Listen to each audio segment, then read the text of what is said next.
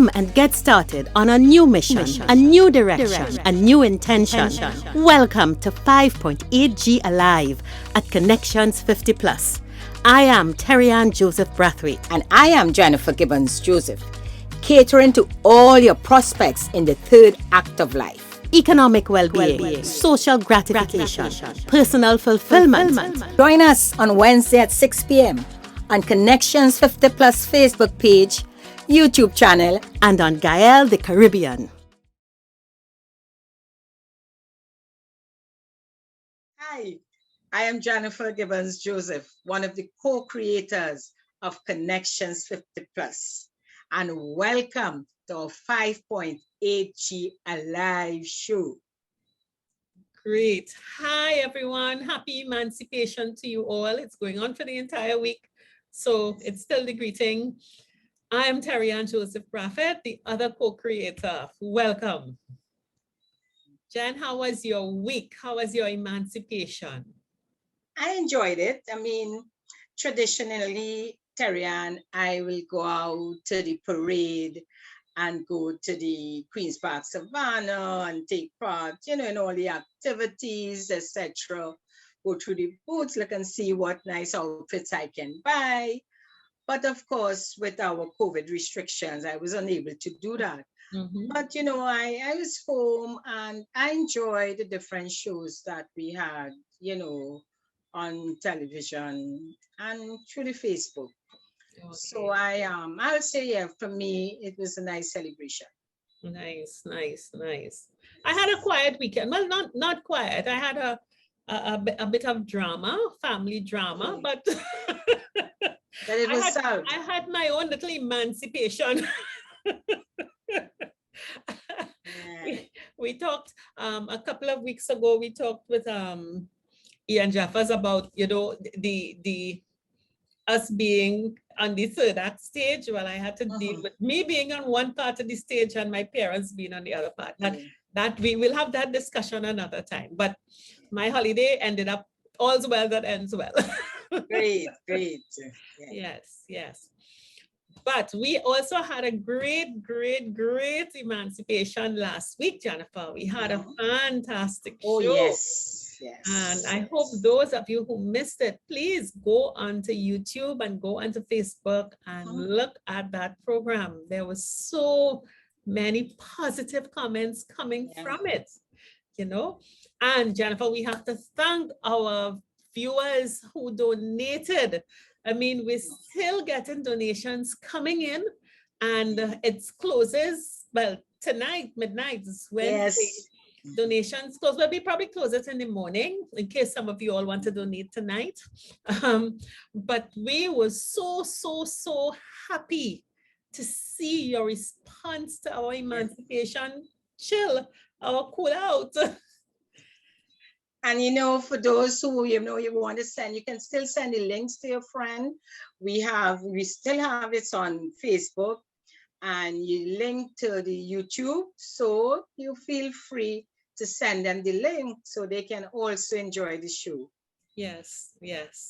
So thank you so very much. I mean, it was an experiment that we just said, hey, let's do something different. Let's entertain, let's chill out. It was emancipation, we were vaccinating, the economy was starting to open, and it was a success. Thanks to you all. And thanks to our 6 artists. Wow. I mean, we had really professionals. Yeah, Monrick Maynard, Trevor Callender, Lynette Noel, Abebele, Errol Fabian, Dennis Smith, our panelists. Thank you. We'll talk more about that at the end of the show. Yeah. So Jennifer, what are we up to today? What we are today, still on emancipation, and we will be sharing, Terri-Ann, I'll be sharing how I feel about emancipation, and I know you're going to be doing the same. So it's really, sharing, and, hopefully from what we share, that you, our viewers, our followers, would learn something. Definitely. Great. So we would get onto that. It is Emancipation Week. the Yes. start of August. I always say this is Trinidad's month, you know, because we are the first country in the world that had emancipation recognized as a holiday. And we start the month of August with the celebration of emancipation, and we end with our own independence. Independence, So yes. happy August month. Trinidad is a Leo. Okay. So Jen, I would leave you to have your discussion, and then we can join at the end. Great, thanks.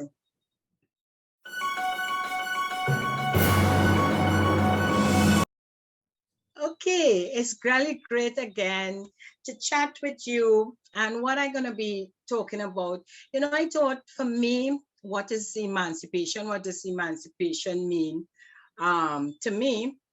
And I just felt I will take the approach about, you know, paving the way with African traditions. And when I say African traditions, you may be thinking of traditions that you don't even know of. No, I'm going to be just sharing with you some about at least 3 key main traditions that I knew I grew up with. And as a result of those traditions, I would credit those traditions to the success, to my success and family success. Okay, so for me, emancipation is a continuous journey.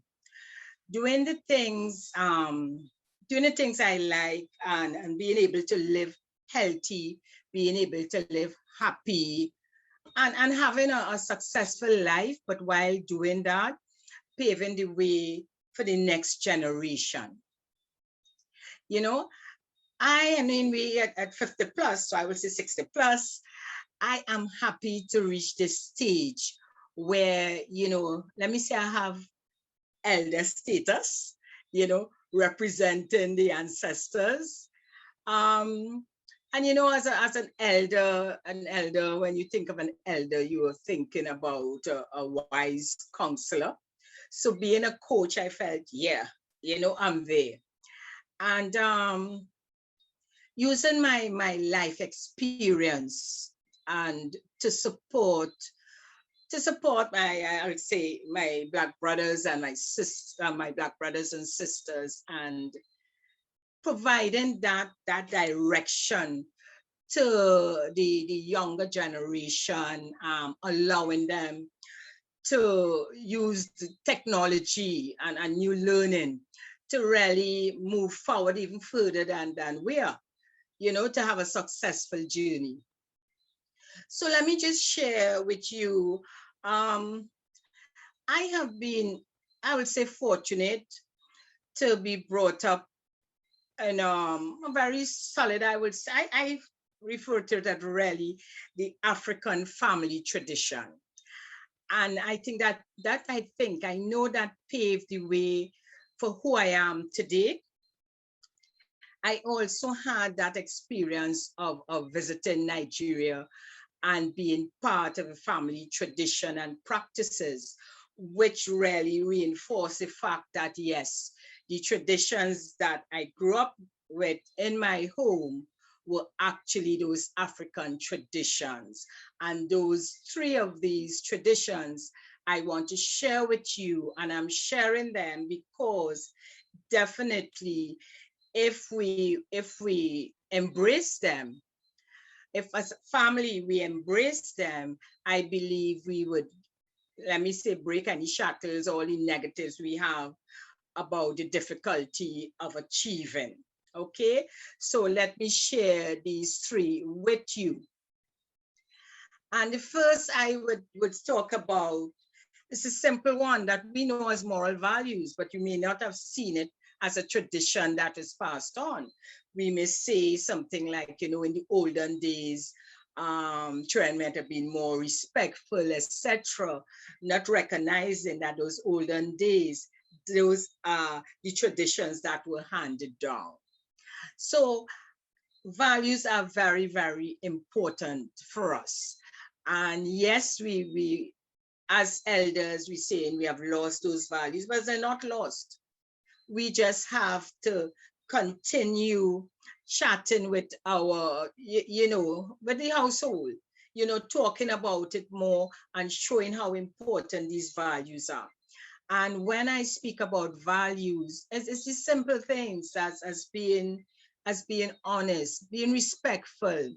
Because if you don't encourage and instill those values, such as respect, you would find and you would hear yourself saying sometimes that, a certain person have an attitude and they're not respectful to you, or they are the way they respond, etc. And let me tell you, with a poor attitude, it affects if you have to go for an interview, how you deal with people, how you engage with others. So that value, that quality is very important. We also look at, just working hard. And working hard is what, helps you to progress. Because if you sit down and you're not doing anything and you don't take responsibility, then we can't get anywhere. So many times when, and I'm saying we, many times when we complain that we are not progressing, or we might lay blame on all the things that we weren't given the opportunity, etc., etc.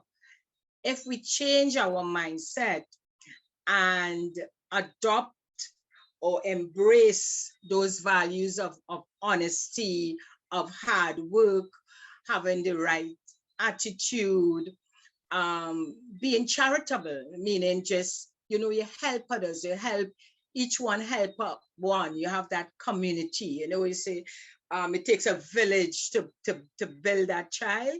It means that we coming together and we helping and giving support. Those are traditions that if we continue and if you have lost it, we can bring them back, because that is the core. That basic, those moral values are the core for us to start developing and to develop really solid adults to go out there and really progress and achieve your goals, etc. So I will start by saying, yes, I must say those values, those traditional values, let me tell you, they are from our ancestors too. All right. So I want to move on to the second one. And this one is about education. Again, you may say education, what African value that, what African tradition that is? Listen to me, it is a tradition, because we know and we talk a lot, this is emancipation. So you were hearing a lot of talk about the slavery, about the days, all the suffering, etc., etc. I am sure most of you all know the history is not a positive one. It's really a lot of pain, etc. But guess what? Yes, we talk about emancipation. It means that we know our history, but we have to move forward. And how do we help each other to continue? It's a journey, as I mentioned before. To me, emancipation is a journey. So we are moving forward. And in education, I see education as one of the greatest source of wealth. I grew up believing that. And just very recently, I was speaking with a friend of mine, a professor from Nigeria, and we were chatting about education. And that is one thing he said, listen to me, education is the greatest wealth. And why do we say education is the greatest wealth? Because let me tell you, let's look at it basically. How do you earn money? And money, as I say, you need money for many things. You need money to achieve your goals. And we just have 4 basic ways to achieve money. You achieve money through your normal work and you get in salary.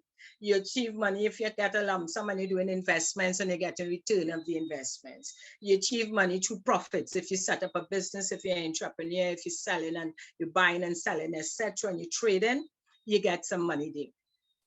Or if you're lucky and somebody leave an inheritance. So those are the basic sources. But guess what? Many people at this stage, especially during this COVID time, very down period because money not coming in, etc., etc., and they find themselves stuck and they can't move forward. But let me tell you, if you are educated, and when I talk education here, it's not just graduating from secondary school or university and having the papers.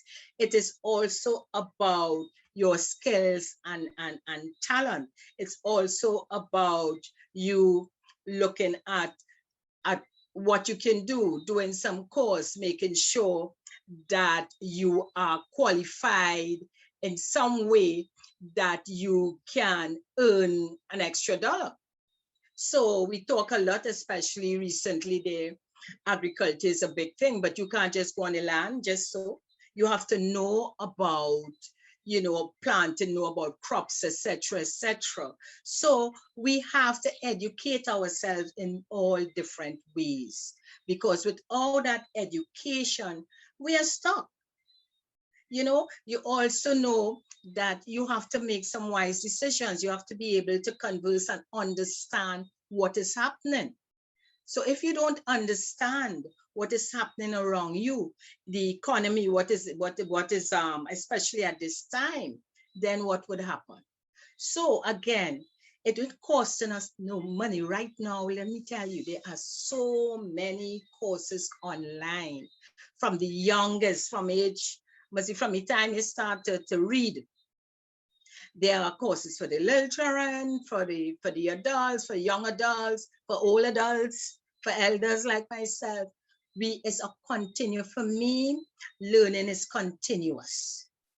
And that is one way, not one of the main ways to come out of poverty and get out of being stuck. And when we are very active and we are productive, guess what? We are not thinking about why we are being kept down, etc. What we are doing is looking for solutions to move forward. So you have to be educated, learn a skill, do something, and be great at it so you can set up your own business and pass on. Okay? And I'm sharing this because I know, and I talk about family traditions, because the moral values, education is two heavy traditions in my family, and that has worked for our success today. I recalled before my father died, what he was most proud of is that he was able to educate all 7 of his children through secondary school, to make sure he qualified to, at least, he said, get a government job. We went beyond that, and he had nothing. His whole focus was educating us so we could do much better than he did. And we did that. And that was passed on to the next generation. So he saw all his grandchildren, doing great, graduating from university and doing much better, and accumulating wealth in a way that we wouldn't be able to do it. And that was because of education. Okay, so I'm very, very, strong on that. And the third one I want to just chat on a bit is generational wealth. And when I say generational wealth, again, sometimes when people hear wealth, they panic because they think, oh, you have to have a lot of money saved and you have to have a lot of property, etc. No, nothing is wrong with that. But don't panic when I say generational wealth. So when I talk about generational wealth in this situation, I want to share again, and it is not difficult, that belief that some people have, that because as Black people, we were kept back so much, we are disadvantaged, etc. That is difficult. No. Hey, we know about working hard.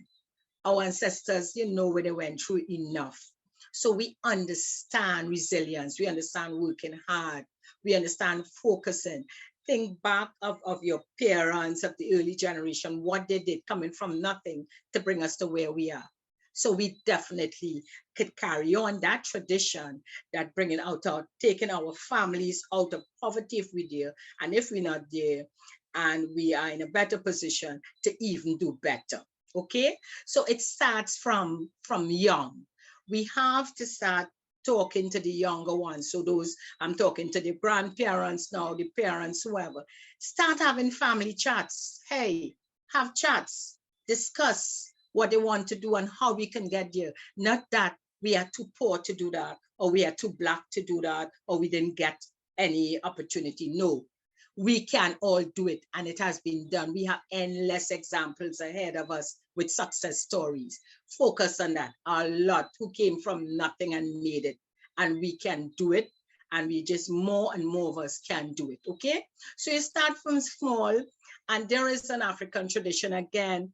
If you observe the young ones, you observe they have certain skills, etc., you encourage them. Not everyone may be the doctor and lawyer, what you may in your head feel that is the best way to go.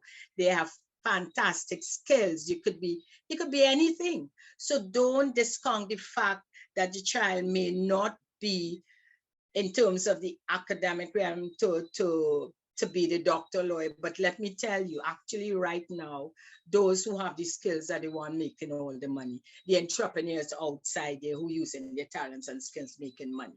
So don't discount.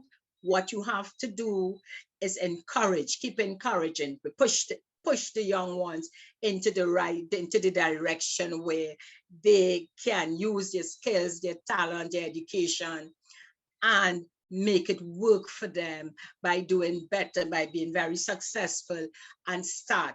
That is a way of passing on, let me tell you, generational wealth. We already spoke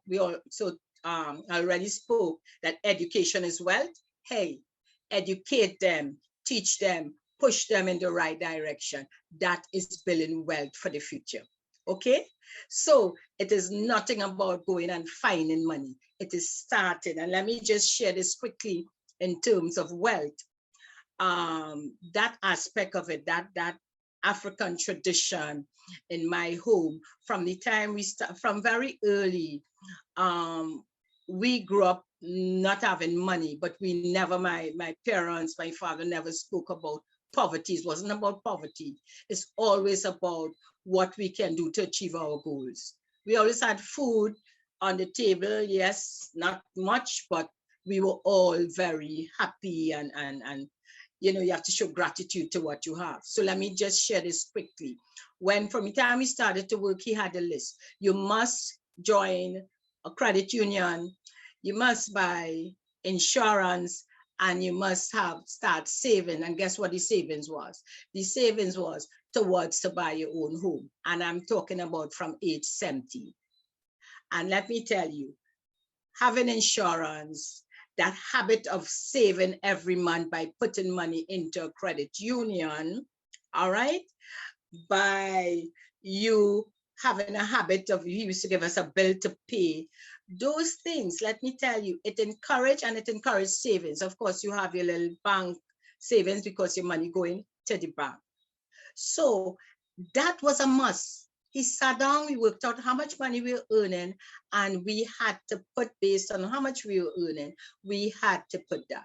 The bank account was in our name, the credit union in your name, and you're saving now towards building that house. And I must say, at the end of the day, each one of his 7 children were able to have their own home. And it had nothing to do with waiting on marriage for a spouse, etc. That is about discipline. That is about understanding about money. We had to do a little budget too, to know how we spending our money. And that was a way of creating that habit and that generational wealth. So today, we have much more than our parents had to pass on to our children, and they will do the same, and that is how it keep building. We never thought of being too poor. We never thought of not being able to achieve. We never felt that we weren't bright enough for anything. Some of us, reached at the higher level, like my sister, did a doctorate, etc. Some were very skilled, but we were all, each of us, successful and happy and could pass on. So those are the 3, and yes, those traditions, and as I said, why I know the 2, that they were African traditions, because having been within the Nigerian family and understanding how they operate, it may not be in the strict sense, but we have inherited that from our ancestors. So I want to close here and just thank you all for listening and to encourage you, listen, there's so much hope. Find a mentor. Look at those left. We have so many worldwide who have done fantastic, who continue to do great. We have elders like myself here who, and Terri-Ann, if Terri-Ann allow me to call her elder, who are willing to help. And you are not, and I'm talking about 50 plus, you all are not too old to change the attitude, to bring on the younger ones, not to pong them, not at all. And when I say pong for the foreigners, I mean to not criticize them in any way. But they are the ones, they know technology. They can take our knowledge, what we learn, our traditions, and move forward with it in a different way, all for success. So stay safe, continue to look forward. Yes, our history is not the best, but listen to me. We are moving forward. We are doing great. And together, it's about supporting each other, not putting each other down, embracing your Black brothers and sisters, not looking to criticize whatever it is, but trying to be the change. So I thank you a lot. And let's hear Terri-Ann now. Terri-Ann. Oh, great, Jennifer. No, it's necessary sometimes to have those kinds of conversations with our followers, And you know, emancipation means different things to different people. I found that there were several interesting articles in the newspaper today, and a lot of them triggered some of the reflections that I want to make. And it really speaks to what do we do to move forward? Because I think sometimes we are stuck in what we believe is confusion, but it really is not. And sometimes what we just need is someone to just point, you know, in the African religious traditions, the whole issue of pointing, and whether that's African tradition, meaning the traditional African religions, or the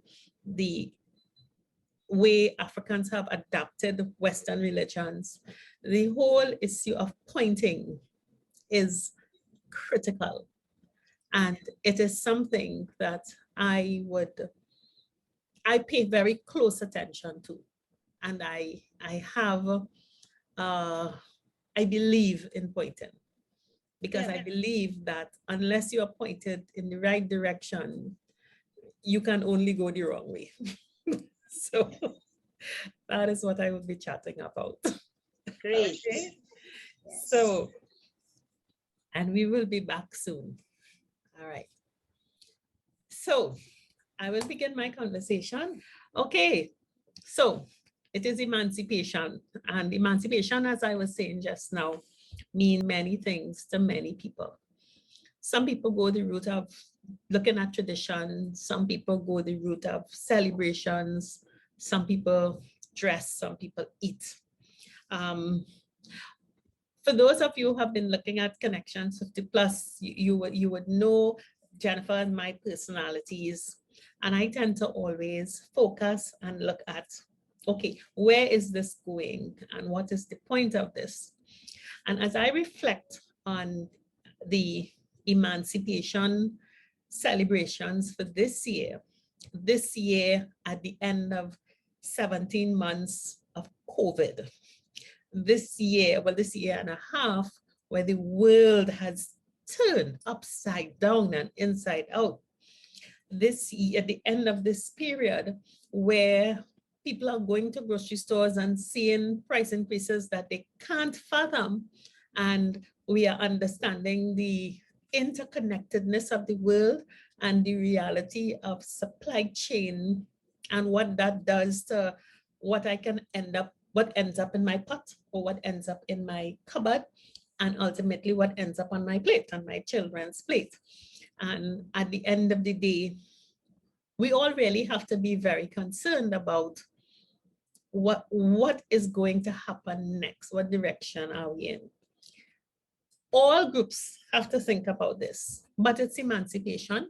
So I'm taking a look at us, we, the Afro-Caribbean people. And in particular, I am looking at our group, 5.8G. We on the third act stage. And I asked myself, how do we generally feel? What are we hearing from us? What are we saying? We are really the people who occupy leadership positions. When you get, if you are the head of the church, head of the community, head of the company, head of government, head of opposition, head of whatever it is, head of the hospital, the likelihood is that you are a 5.8G. And a lot of where we are, however you look at it, is a large degree the result of what you've done over the last 20, 30 years, you know, on that stage that we were on. And a lot of what we are doing now, those from 50 to 60 who are getting ready to leave, how are we preparing to pass that baton? And what state are we leaving for those to come after us? So I've done an introspection and looking out there and saying, okay, what's going on? And when I look at the paper, I listen to conversations and I listen to what is being said of my community, generally by us and by others, I'm not hearing enough of the whole picture. It's a conversation that's focused on a few areas of how we are as a people, and it is focused typically on the negative. And so let's look at the statistics. It is focused on crime. It is focused on family structure. It is focused on youth education attainment. It is focused on the issues of single mothers. It is focused on, when you look at the statistics with the word comorbidities and stuff like that, and you look at who's got what disease and who's got which disease and so on. And I asked myself, who is leading this conversation? Who is shaping this conversation? And yes, it may be a fact that the media, social media, all kinds of stuff are creating conversations that leave perceptions that I think are biased or skewed, not complete.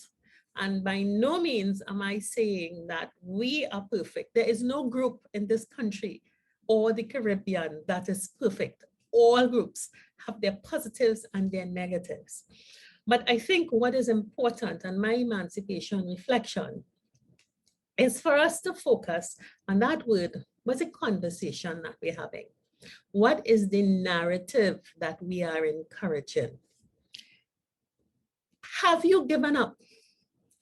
Think about how you've spoken about us, how you've spoken about your children, how you've spoken about the children in the neighborhood, how you've spoken about your friends and your colleagues over the last couple of years.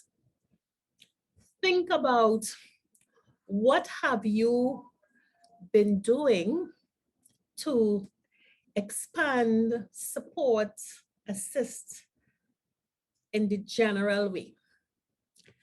Reflect back to your start when you entered the second act stage. Reflect on, and that would have been probably Gregory Maguire told us, the 70s, the 80s, you know, you finish whatever you did, your trade school, and you started your career, you started your marriage, you started whatever it is, and you went along. Reflect and think of how did you achieve what you achieved?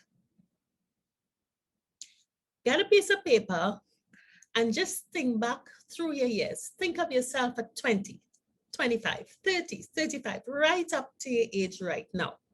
And each of those time frames, think of who was important in facilitating your life. Think of what are the themes that you remember in your life at that time. What were you doing? I'm asking us to do this as a point of departure for us to think of emancipation. Each of us to get onto the 22nd act stage, it was an act of emancipation. You were emancipated from your family, from being a dependent, and you came into your own and you created your own. But no emancipation process is done by yourself.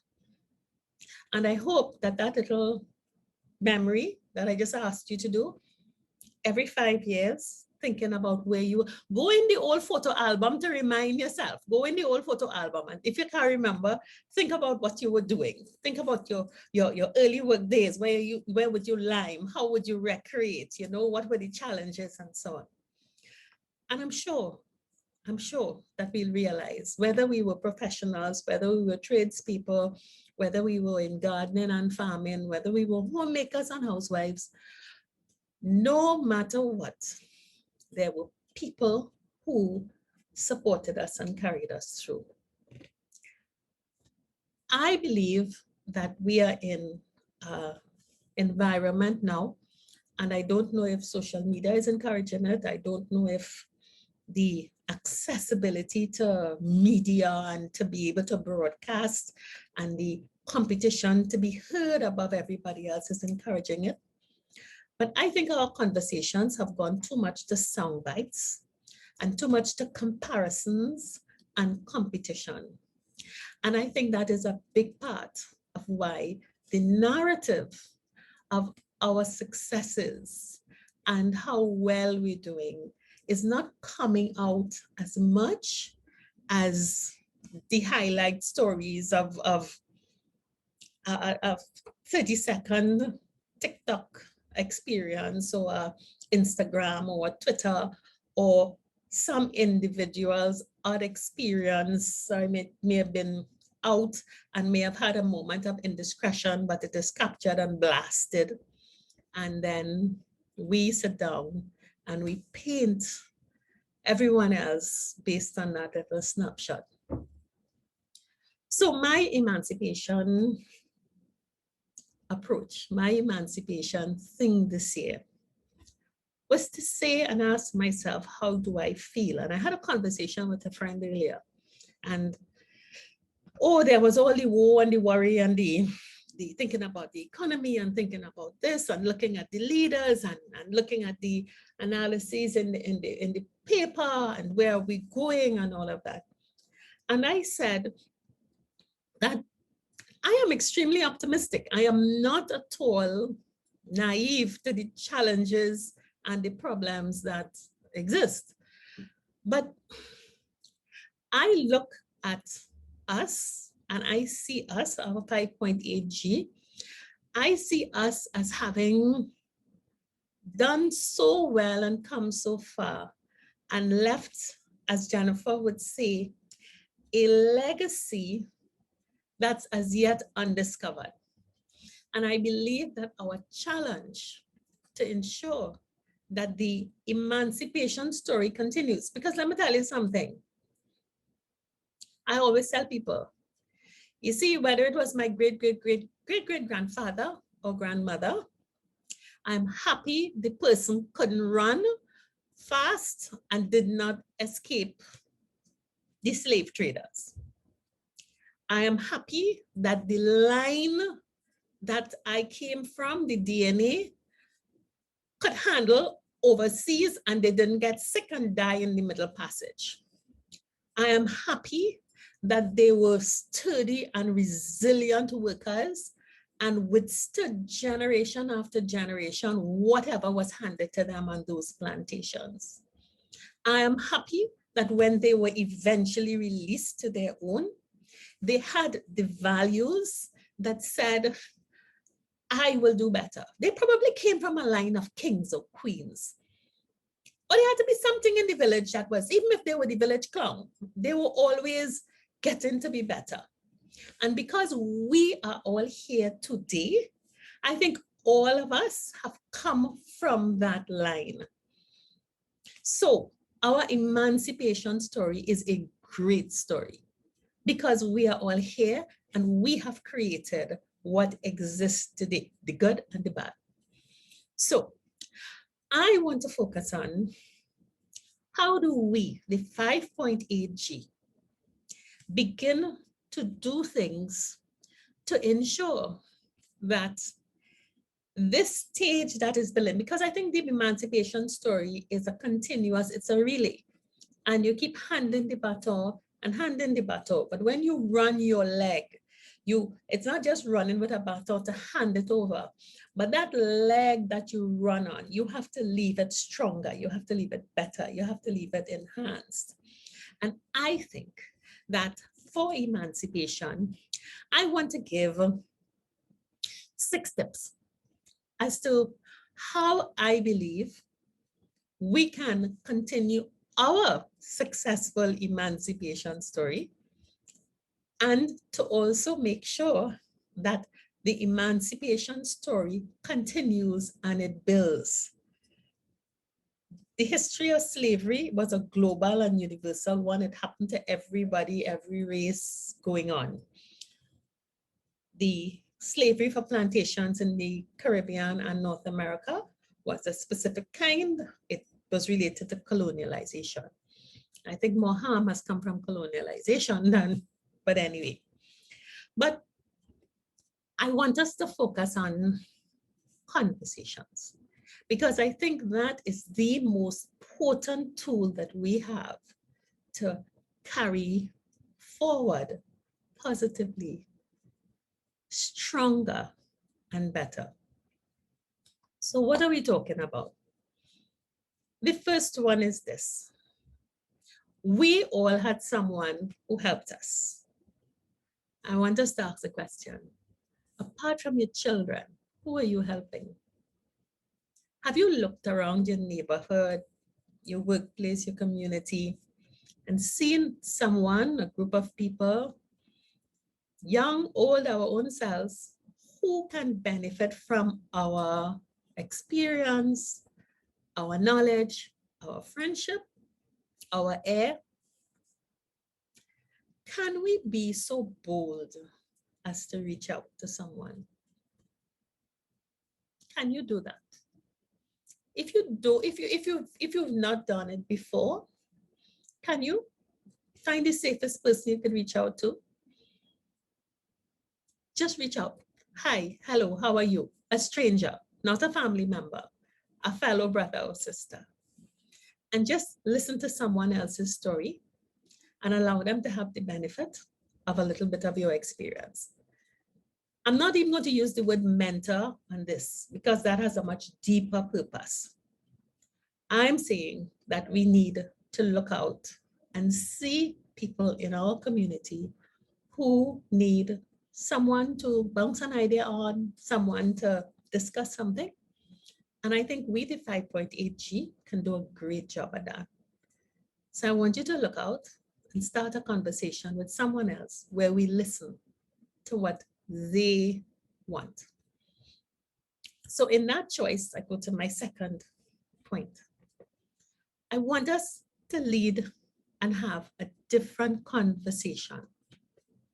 I want us to have a conversation that is open and honest. I want us to, as we listen to a young person, listen to what they want, listen to their dreams, listen to their dreams. You don't necessarily have to advise them on anything, you know.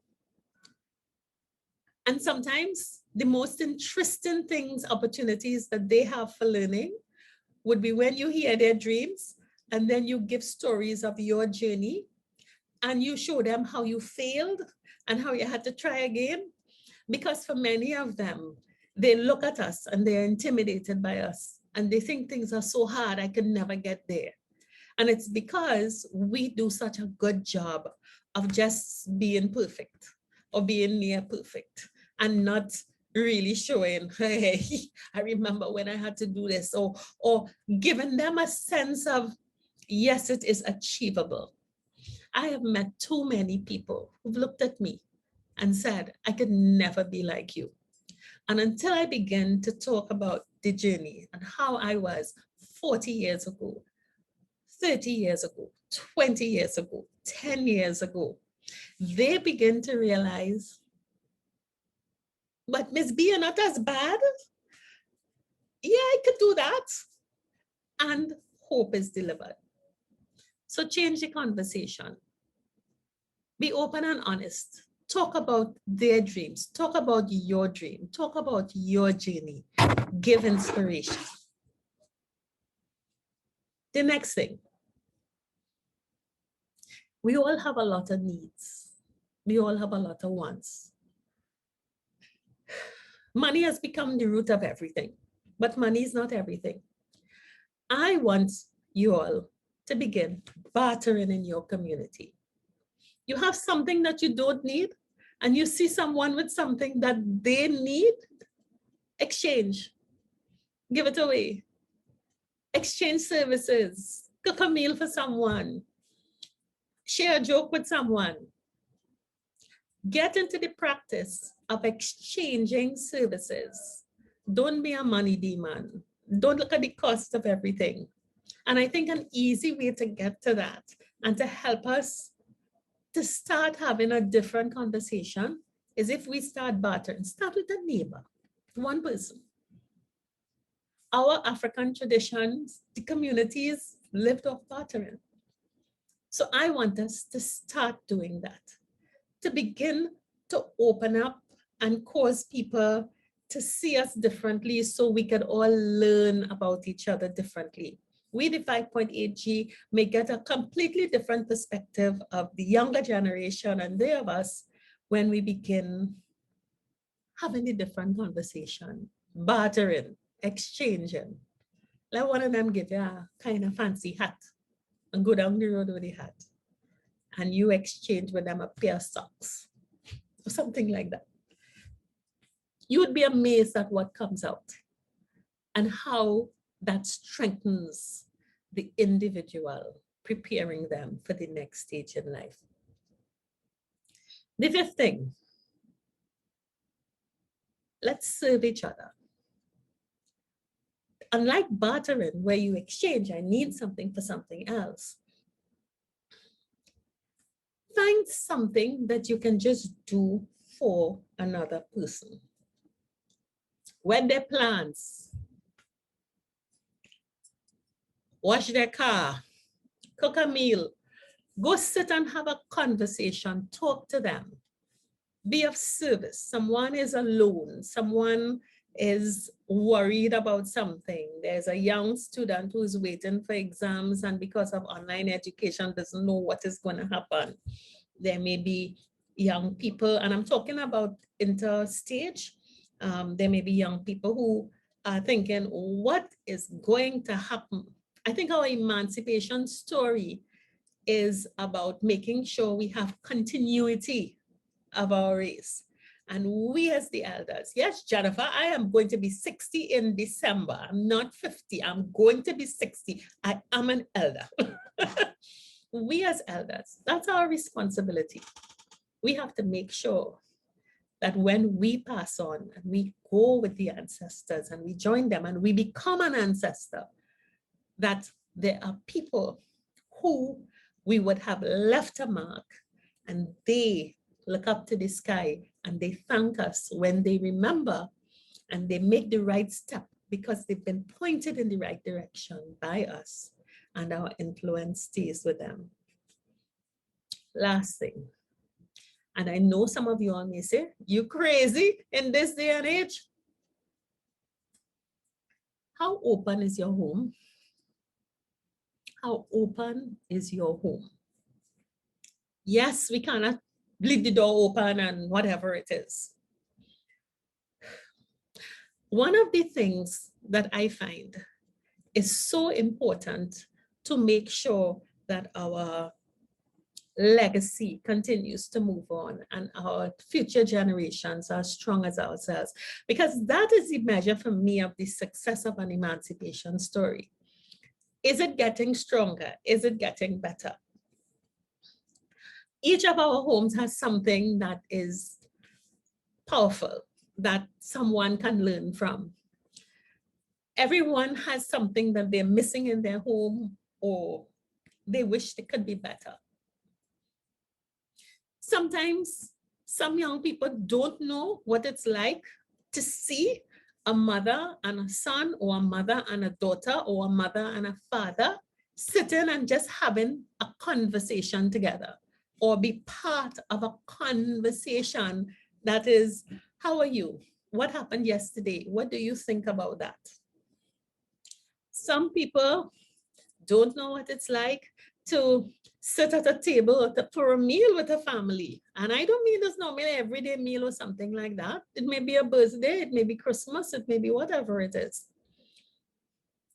Some people need an escape to a place of quiet and peace so that they can think, so that they could just breathe. Our homes are our sanctuary, I understand. But there are people who I think can benefit from our opening our sanctuaries for a very short time. So 5.8G, we are the elders, and we have gotten to this honored position because those who were before helped us here. We are not to continue the conversation that talks about how bad things are and how that's looking at life through a little hole. Let's step back and look at the broad picture, and let's do our part to change the conversation. So just a quick, brief summary. Find someone to guide, be open.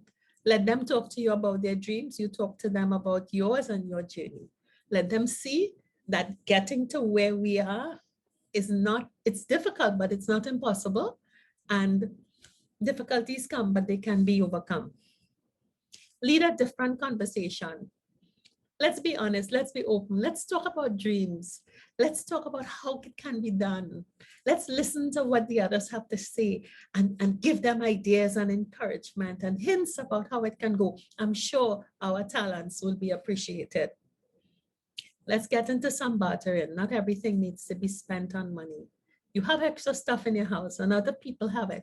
It could be a garden, it could be wherever it is, it could be clothes, it could be whatever it is.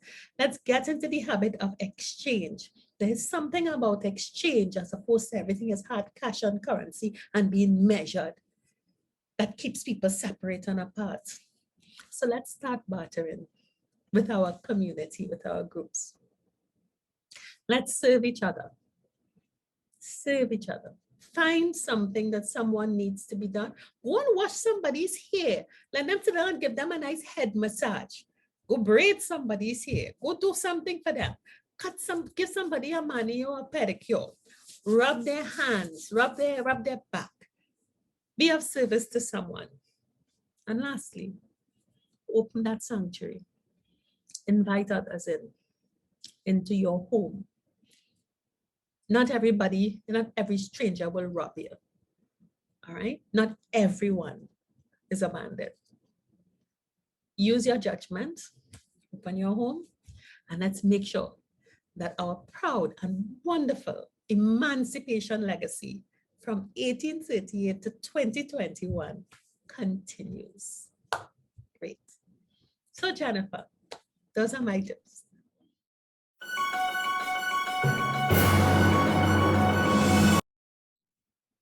Yes, Terri-Ann. So I listened to all your tips, very positive, and yes, you are elder. Thank you very much. Yes, we really have to change the narrative. It is We have to so change the important to conversation. move forward. Changing narrative is the way to go. Yeah. Yeah, I think we are sunk into narratives set by religious groups, economic groups, political groups, social groups, and we just going along and we're not taking control of that conversation. And I think we can do it. I don't think anybody needs to do it for us. It's something we have to do for ourselves, and we just go and do it. And that emancipation journey will continue positively. Yeah. Totally agree. Yes, yes. So I really do hope that everyone had a fantastic reflective emancipation journey. And, you know, Jen, I think it would be great if, just as we've discussed our views on emancipation and where, it will really be great if you would just share with us on Facebook or YouTube. If you're on Gaia, jump onto Facebook, jump onto YouTube, and just share with us what are your thoughts on some of the things that Jennifer and I have said. You know, Jen talked about the traditions and I talked about the way forward. And it will be great to hear your point of view. Or actually to Terri-Ann, how they feel about emancipation. Yeah, definitely. We hope that you really have a great emancipation. So it's been Emancipation Week. We've had a wonderful run. Jennifer, we've had some really interested speakers. Yes. And we culminated in our cool out last week. But I want to tell you all one thing that we're thinking of, and the response from last week was just so fantastic. Jan and I are really thinking of probably once a month, we're going to have a little section, probably a 15-minute section where some of you very talented 5.8G people send us a recording and let's kick back and do a little something. So you'll have more details about that. This is like a 5.8G showcase. Showcase. That was it. I love that. And that's great. So, maybe on the last Wednesdays of each month, yes, we can look at it and it will coincide with what we just did. That was the last Wednesday we had our show. So we can continue the last Wednesday in each month, and we invite you all talented and skilled 5.8G people. Tell us, Terri-Ann, send us a recording, whatever you do, let's have some fun. Yes. Let's have some fun and showcase your talent. Of course. So, as a special treat and in celebration of emancipation and as a good memory to a wonderful concert last week, and remember, you go on YouTube, Facebook, replay it. If you wish to donate, donations finish tomorrow. So please feel free. But Jennifer, introduce our takeout artist.